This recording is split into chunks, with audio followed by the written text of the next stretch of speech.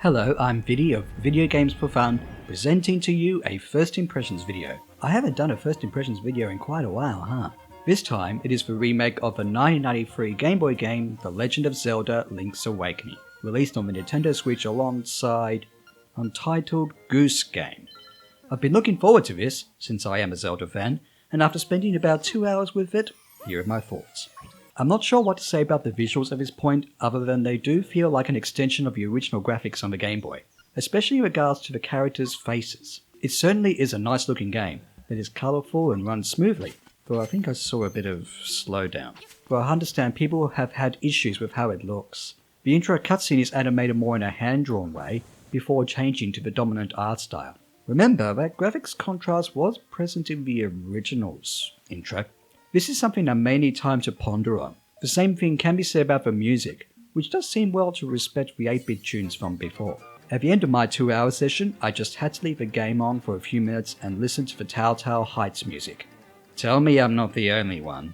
The first things I noticed about the gameplay were obviously the scrolling when you moved around. No more single screens like in the original. There are some moments, especially dungeons where it is a single screen, but this is nice to see. It is a bit hard to get used to the thought of playing Link's Awakening with a control stick, though Link still moves in 8 directions.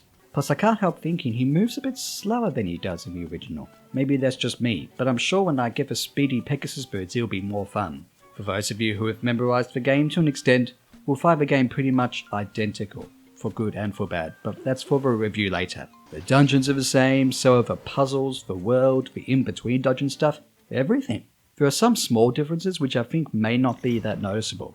I thought enemies seemed a bit more difficult with the aforementioned speed of Link and the use of the shield making combat a bit more interesting. One of the things that confused me a bit was the use of the pieces of power and guardian acorns, which increases the power of your sword and decreases the amount of damage you can take respectively. They are still there, and thankfully the music doesn't seem as annoying as before. With regards to that, why are the powers temporary? I thought they went away when you took enough damage from enemies and, I think, entered a house, cave or dungeon. There seem to be quite a few big changes. For one thing, the sword, shield and power bracelets are mapped to the A and B buttons appropriately, unlike in the original. Thank you! Well, I vaguely already knew about that going in, but it was great to see in action. You can still only map items to 2 buttons, but with the aforementioned uses of the A and B buttons, that helps a lot. I have not, as of this recording, tried out the dungeon maker that I was especially looking forward to. I think that old man Damph is in charge of it, but I don't think he was ready yet. It's early game, so it's understandable. What the game seems to amount to at this point is the original game with a new coat of paint, and whether that's okay for the amount of money the game costs is really up to you. Some people may not have even played the original. Heck, I didn't grow up with it and I played it for hours on the 3DS Virtual Console. The inclusion of a dungeon maker, as well as, surprise surprise, hero mode, should certainly add more to the base game, and there are probably other new things I haven't even seen yet. I'm pretty sure the dungeon exclusive to the DX release of the original on the Game Boy Color is in the game. Well, this game does look colourful. I will definitely play more of the game. Heck, with an improved item mapping system and no single screen split exploration, how could I not? When I complete it, I will review both the original and this in one video. Yup, that's ambitious, but hey, someone's got to play the Ballad of the Windfish.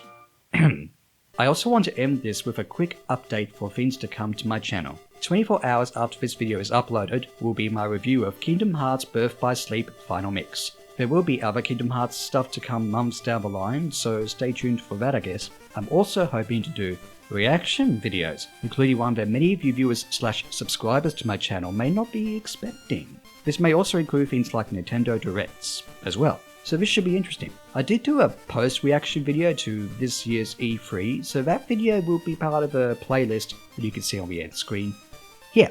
So, tell me in the comments what you think of Link's Awakening on the Switch, and the original if you want, and have a good day or night or whatever it is. Thanks for watching.